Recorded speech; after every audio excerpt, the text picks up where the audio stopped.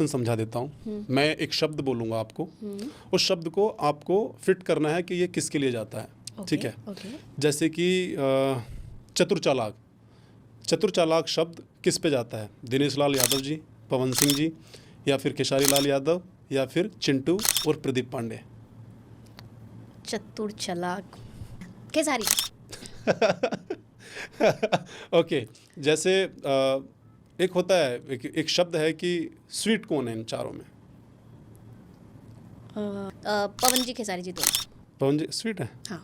अच्छा, चलो बढ़िया है।